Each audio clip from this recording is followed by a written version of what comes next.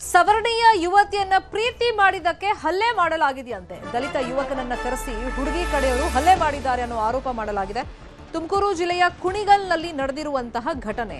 ಗುಬ್ಬಿ ಮೂಲದ ಮೋಹಿತ್ ಮೇಲೆ ಹಲ್ಲೆ ಆಗಿದೆಯಂತೆ. ಕುಣಿಗಲ್ನ ಯುವತಿಯನ್ನ ಪ್ರೀತಿ ಮಾಡ್ತಾ ಇದ್ದ ಈ ಮೋಹಿತ್ ಉಪಾಯವಾಗಿ ಮೋಹಿತ್ನನ್ನ ಹುಡುಗಿ ಕಡೆಯವರು ಕರೆಸಿದ್ದಾರೆ. ಅದಾದ್ಮೇಲೆ ಅವನಿಗೆ ಹಲ್ಲೆ ಮಾಡಿದ್ದಾರೆ. ಗುಬ್ಬಿ ಪಟ್ಟಣಕ್ಕೆ ಆಗಾಗ ಯುವತಿ ಹೋಗ್ತಾ ಇದ್ಲಂತೆ. ಈ ವೇಳೆ ಯುವತಿ ಹಾಗೂ ಮೋಹಿತ್ ಪರಿಚಯ ಆಗಿದೆ. ಕೆಲ ದಿನಗಳಿಂದ ಈ ಪರಿಚಯ ಪ್ರೀತಿಗೆ ತಿರುಗಿದೆ. ಯುವತಿಯ ಮಾವಂದ್ರಿಗೆ ಈ ಪ್ರೀತಿ ವಿಚಾರ ಗೊತ್ತಾಗಿದೆ. ಹಾಗಾಗಿ ಮೋಹಿತ್ನನ್ನ ಒಂದು ಐಡಿಯಾ ಮಾಡಿ ಕರೆಸ್ಕೊಂಡಿದ್ದಾರೆ. ಆಮೇಲೆ ಹಲ್ಲೆ ಮಾಡಿದ್ದಾರೆ. ಕುಣಿಗಲ್ ಠಾಣೆಯಲ್ಲಿ ಈ ಬಗ್ಗೆ FIR ದಾಖಲಾಗಿದೆ. ಜಾತಿ ನಿಂದನೆ ಮಾಡಿ ಥಳಿಸಿದ್ದಾರೆ ಅಂತ ಹೇಳಿ ಆರೋಪ ಕೇಳಿ ಬಂದಿದೆ. ಈ ಬಗ್ಗೆ ದೂರು ಕೂಡ ದಾಖಲಾಗಿದೆ.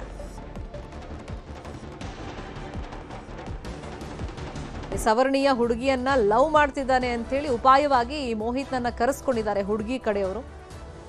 ಹಲ್ಲೆಯನ್ನ ಮಾಡಿದ್ದಾರೆ. ಆ ಫೋಟೋಸ್ ಅನ್ನ ಗಮನಿಸ್ತಾ ಇದ್ದೀವಿ. ತೀವ್ರವಾಗಿ ಹಲ್ಲೆ ಮಾಡಿದ್ದಾರೆ. ಇದೇ ವಿಷಯವಾಗಿ ಈಗ ಕಂಪ್ಲೇಂಟ್ ಕೂಡ ಆಗಿದೆ. ಮತ್ತೆ ಜಾತಿ ನಿಂದನೆ ಮಾಡಿದ್ದಾರೆ ಅಂತಾನೂ ಕೂಡ ದೂರಿನಲ್ಲಿ ಉಲ್ಲೇಖವನ್ನ ಮಾಡಲಾಗಿದೆ. ಕುಣಿಗಲ್ನಲ್ಲಿ ನಡೆದಿರುವಂತಹ ಘಟನೆ. ಈ ಮೋಹಿತ್ ಮತ್ತೆ ಆ ಹುಡುಗಿ ಫಸ್ಟ್ ಪರಿಚಯ ಆಗಿದ್ದಾರೆ. ಆಮೇಲೆ ಆ ಪರಿಚಯ ಪ್ರೀತಿಯಾಗಿ ಕನ್ವರ್ಟ್ ಆಗಿದೆ.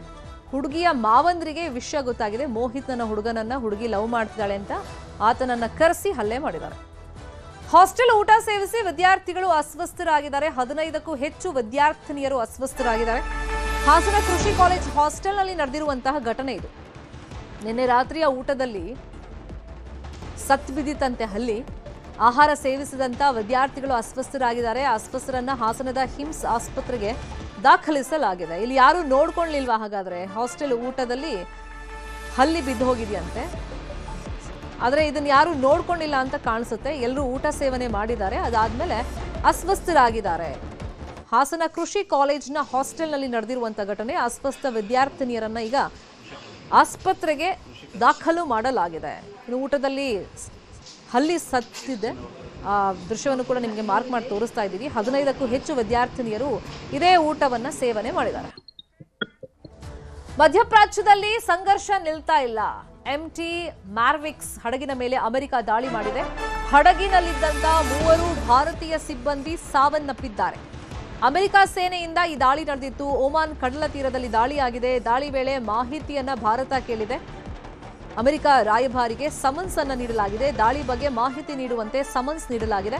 ದಾಳಿ ಸಂದರ್ಭದಲ್ಲಿ ಹಡಗಿನಲ್ಲಿ 24 ಸಿಬ್ಬಂದಿ ಇದ್ರು ಅಂತ ಹೇಳಿ ಮಾಹಿತಿ ಇದೆ. ನಾಪತ್ತೆಯಾದ ಭಾರತೀಯನಿಗಾಗಿ ಹುಡುಕಾಟವನ್ನ ನಡೆಸಲಾಗ್ತಾ ಇದೆ. ಈ ದಾಳಿ ಸಂದರ್ಭದಲ್ಲಿ ಇದ್ದಂತ 3 ಭಾರತೀಯ ಸಿಬ್ಬಂದಿ ಸಾವನ್ನಪ್ಪಿದ್ದಾರೆ ಅಂತ ಹೇಳಿ ಮಾಹಿತಿ ಇದೆ.